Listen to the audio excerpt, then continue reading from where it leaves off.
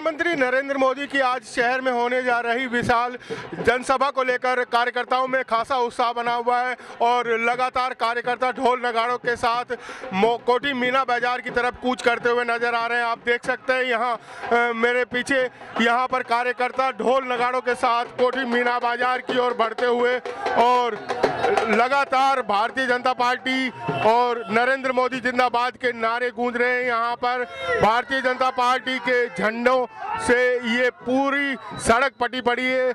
आज जो शहर का जो भी मार्ग कोठी मीना बाजार की तरफ जाता है उसी सब पर यही नज़ारे आपको देखने को मिल सकते हैं। और ये लगातार आज 2:45 बजे खेरिया हवाई अड्डे पर प्रधानमंत्री नरेंद्र मोदी उतरेंगे, जिसके बाद में वो लगभग 3:10 पर यहाँ कोठी मीना बाजार मैदान पर पहुँचेंगे और लगभग 2 घंटे यहाँ पर संबोधित करेंगे।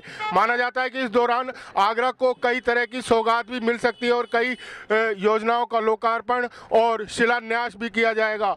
हमारे साथ यहाँ कुछ भाजपा कार्यकर्ता मौजूद हैं जो फतेहपुर सीकरी पाली गांव से आए हुए हैं। आइए उनसे बात करते हैं। क्या नाम है आपका? मेरा नाम बाबूलाल है साहब। बाबूलाल जी, कहाँ जा रहे हैं आप? हम जा रहे हैं साहब मोदी जी की रैली में जा रहे हैं साहब। मोदी जी की रैली में? हाँ साहब। अच्छा, क्या लगता है मोदी जी आज क्या घोषणा करने वाले हैं? साहब कुछ न कुछ किसान के तुम्हें कोई न कोई वादा करने वाले हैं साहब, उसके हमारे तुम्हें ही कोई न कोई वादा करेंगे, उस देखने के लिए जा रहे हैं साहब। क्या लगता है जो पहले वादे किए वो पूरे किए सरकार ने? नहीं साहब, अब शायद रह सकता है वो कुछ न कुछ वादा कोई अच्छा ही की है। किसानों को आस लगी बैठी है, अपनी आसों की। आपको आस लगी है? ये क्या नाम है आपका? श्यामवीर सिंह फौजदार। हाँ, श्यामवीर सिंह जी, बताइए क्या आज मोदी जी आपके प्रधानमंत्री जी आगरा आ रहे हैं, आगरा को फतेहपुर सीकरी को क्या सौगात मिल सकती है, क्या मानते हैं? स्पेशली फतेहपुर सीकरी के लिए तो कह नहीं सकता हूँ, लेकिन ज़िले के लिए अच्छी और सटल घोषणा करने वाले हैं। जो पहले अभी तक योजनाएं लागू की गई थी, जैसे यहाँ पर मेट्रो रेल परियोजना चलनी थी, यहाँ सिविल एन्क्लेव की स्थापना होनी थी, यहाँ पर हाईकोर्ट बेंच आनी थी, लेकिन वो सब मुद्दों पर मोदी जी जब 2016 में यहाँ पर आए थे इसी कोठी मीना बाजार मैदान पर, तो उन्होंने वादा किया था कि देश और प्रदेश की सरकारें कुछ नहीं कर रही। तो अब प्रदेश में और देश में दोनों तरफ भाजपा की सरकार है, तो अब भी कितना टाइम लगेगा अभी? नहीं सर, कुछ ऐसी अड़चनें हो गई हैं उनके सामने जिनको पूरा करने में परेशानी हो रही है, लेकिन आने वाले 19 के चुनाव में जीतने के बाद में ये सारी समस्या हल की जाएंगी और ऐसा कोई वो नहीं है। 100% जो वादा किए वो पूरे किए जाएंगे।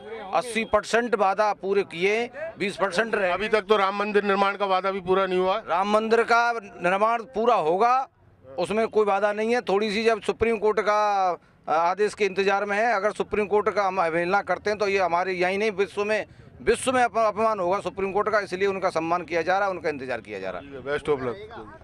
इस रैली में शामिल होने वाले जहां युवा कार्यकर्ताओं की संख्या काफ़ी है, तो वहीं साथ ही साथ उम्रदराज कार्यकर्ता भी यहां पर मौजूद है। आइए उनसे बात करते। क्या नाम है आपका? हरिओम। हरिओम जी, कहाँ जा रहे हैं आप? मोदी जी भैया को देखने के लिए। मोदी जी को देखने के लिए जा रहे हैं? हाँ हाँ। क्या लगता है? और हम उनसे बहुत प्रेम करते हैं, वही जीते हैं। आप बताइए भैया, क्या नाम है आपका? जी साहब, मेरा नाम राजपाल सिंह साहब। राजपाल जी, बताइए आज क्या घोषणा कर सकते हैं मोदी जी यहाँ से? मोदी जी भाई साहब आ रहे हैं हमारे, और ये प्रधानमंत्री हैं, बहुत अच्छे प्रधानमंत्री हैं, और ऐसे प्रधानमंत्री को फिर कितना लाना है और जिताना है। क्या लगता है जो वादे पिछली बार किए थे उन्होंने भाजपा ने? इन्हें को गांव गांव बिजली पहुंचाई है इन्होंने, जो घर बिजली के नहीं थे वहाँ लाइट पहुंचाई है, रोड बनवाए बढ़िया बढ़िया, लेटरिन बनवाई है और गैस सिलेंडर दे रहे हैं साहब, और सब योजना कर रहे हैं। और सबसे बढ़िया इस ऐसे प्रधानमंत्री न तो आज तक आए और न जीवन में कभी आएंगे, हम इतना वादा करते हैं। लेकिन अभी पिछले जो विधानसभा चुनाव हुए थे उसमें 3 विधानसभाओं में भाजपा बुरी तरह से आ रही है। अब क्या लगता है कि लोकसभा चुनाव में क्या हाल होने वाला है? नहीं, भाजपा जब हारी अब जीतेगी भाजपा, अब नहीं हारने का नाम है, बिल्कुल पक्का है, वही जीतेगी, बिल्कुल भाजपा जीतेगी साहब। यहाँ हमारे साथ कुछ भाजपा कार्यकर्ता हैं जो मोदी जी की सभा में जाने की तैयारी कर रहे हैं। यहाँ लगातार नारे इनके गूंज रहे थे। आइए बात करते हैं उनसे। क्या नाम है आपका सर? मेरा नाम श्यामवीर सिंह, पार्षद हूँ वार्ड 89 से। श्यामवीर जी, ये बताइए आज मोदी जी आ रहे हैं, क्या लगता है आगरा को क्या सौगात मिल सकती है? आगरा को तो हमेशा वो देते रहे हैं सौगात, और आज भी सौगात ऐसी देंगे कि जनता को प्रसन्न कर देंगे। क्या सौगात दिए उन्होंने आगरा को? आगरा को आज तक उन्होंने जो है यहाँ पे मेट्रो से लेके मेट्रो का तो अभी एक गड्ढा भी नहीं खुदा, मेट्रो की कहाँ से जाएगा? ये आ गया, पूरा बजट आ गया है साहब, ऐसी कैसी बात कर रहे हैं? बैराज का यहाँ पे काम शुरू हो चुका है ना, बैराज का काम शुरू क्या बात कर रहे हैं आप? ऐसी बात क्यों कर रहे हैं? हवा हवाई नहीं कर रहा हूँ, आप वहाँ पे स्पॉट पे जाके देखिए। क्या बताइए? हाँ, और जो यहाँ पे जो ओवर ब्रिज का काम हुआ है, मोदी जी की कृपा से हुआ है। ब्रिज का काम तो पहले से ही नहीं, पहले से नहीं चल रहा था, मोदी जी के कार्यकाल में ही चला है।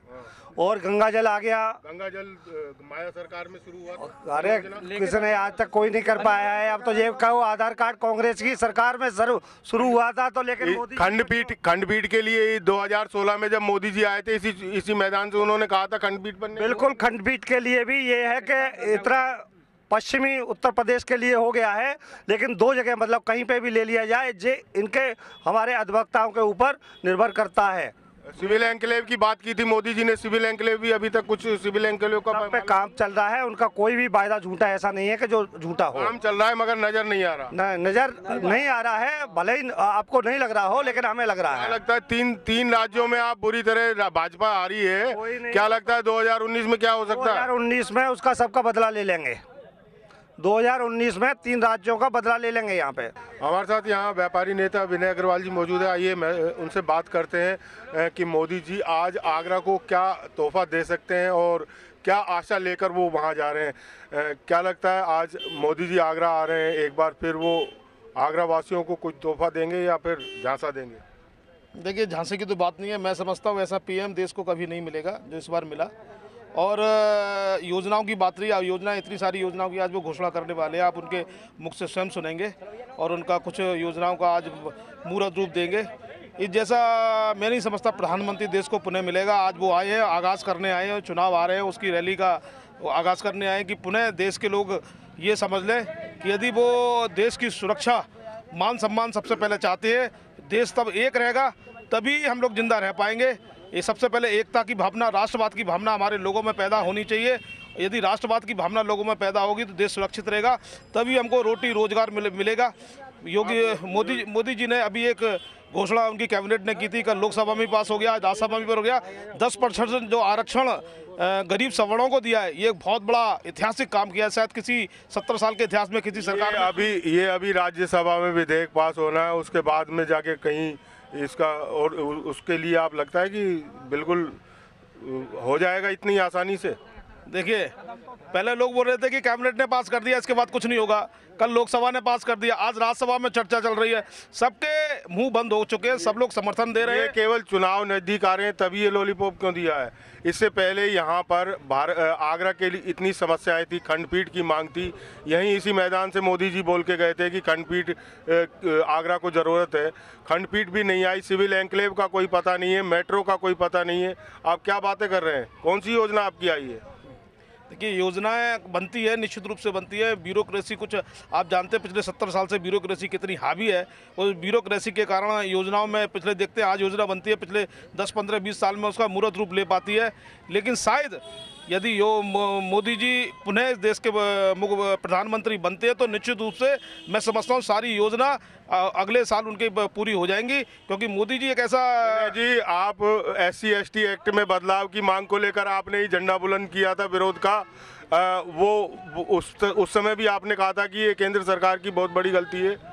उन्होंने गलती सुधार ली, आज उसका तोहफे के रूप में 10% आरक्षण बिल दिया है। और मेरा मानना है कि ये पहल है कि आरक्षण गरीबी के आधार पर होना चाहिए, कि जात पात के आधार पर नहीं होना चाहिए, क्योंकि राष्ट्रवाद की यदि भावना पैदा करनी है तो हमें जाति को शब्द छोड़ना पड़ेगा, जाति मिटाओ अभियान चलाना पड़ेगा। क्योंकि ये सभी बात क्या है, अब सब लोगों ने चर्चा चालू कर दी है, चाहे पिछड़े वर्ग के लोग हों, चाहे दलित वर्ग के लोग हों, चाहे सामान्य वर्ग के लोग हों, सब ये चाह रहे हैं कि एक राष्ट्रवाद की भावना पैदा हो, तभी देश सुरक्षित होगा। यहाँ हमारे साथ कुछ महिलाएं भी हैं जो मोदी जी की सभा में जा रही हैं, आइए इनसे बात करते हैं। कहाँ से आई हैं आप? गंज से आए हैं। गंज से आई हैं, अच्छा। आपको कैसे पता चला यहाँ पे मोदी जी की सभा होने वाली, किसने बोला आपको? लोगों ने बताया था कि मोदी जी आ रहे हैं अगली बार। अच्छा, इसमें कितने आपको कुछ पैसे भी मिले या कुछ? हाँ। कितने मिले? कितने मिले?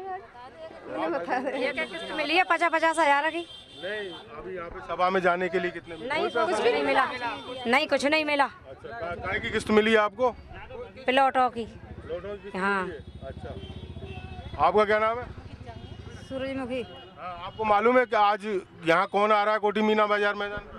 पता नरेंद्र मोदी। नरेंद्र मोदी जी आ रहे हैं। अच्छा, क्या लगता है क्या घोषणा कर सकते हैं वो? कर्ज माफ करेंगे और क्या करेंगे? किसान लोग कर्ज माफ करेंगे, गरीब लोगों ने और क्या करेंगे?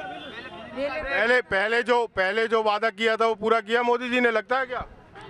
क्यों करेंगे? अब करेंगे। आप करेंगे? अभी तक कोई वादा पूरा नहीं किया, क्या लग रहा है? बहुत वादे पूरे कर दिए। क्या नाम है आपका? कल्पना शर्मा। कल्पना जी कहाँ से आई हैं आप? अलीगढ़ से। अलीगढ़ से जी। आप मोदी जी की सभा के लिए आई हैं यहाँ पर, क्या आशा लेकर आई हैं? आज मोदी जी यहाँ से क्या घोषणा करते थे, क्या लग रहा है? हम तो मोदी जी के लिए आए हैं, उन्हीं को जिताने के लिए सबको फोर्स लेके आए हैं। अच्छा, आप भाजपा से जुड़ी हुई हैं? भाजपा कार्यकर्ता? जी हाँ। भाजपा का राष्ट्रीय अध्यक्ष कौन है? वैसे हम आजीविका मिशन से जुड़े हुए हैं, महिला स्वयं सहायता समूह से। समूह के द्वारा से ही सारी औरतें आई हुई हैं। ये समूह की औरतें? जी हाँ। तो आपको यहाँ पे आने के लिए किसने बोला? हमारे सेक्रेटरी और बीडीओ ब्लॉक। जी हाँ। ये आप आगरा में जाइए। जी हाँ। कितनी महिलाएं आई हुई हैं अलीगढ़ से? नहीं, करीबन कम से कम कुछ नहीं तो 20-25 बसें आई हुई हैं जी। धनीपुर ब्लॉक से 25-30 बसें आई हुई हैं और एक बस में कम से कम 80-80, 65-65 महिलाएं आई हुई हैं। आपको कुछ यहाँ आने के लिए, रैली में आने के लिए, सभा में आने के लिए कुछ मिला है क्या? यहाँ सभा में आने के लिए क्या मिला? सर यहाँ से सभा में आने के लिए बहुत तेरी सुविधा मिली है। देखो सरकार ने अपनी तरफ से हमारे लिए बस भेजा है कि ताकि समूह की महिलाएं यहाँ तक आ सकें। खाने वगैरह की सुविधा है? हाँ, खाने वगैरह की सारी सुविधाएं। देखो पूरी सब्जी सब चीज़ देना है, पानी भी है, नाश्ता भी करवाया है वहाँ हमें धनीपुर में। फिर यहाँ आए हैं हम।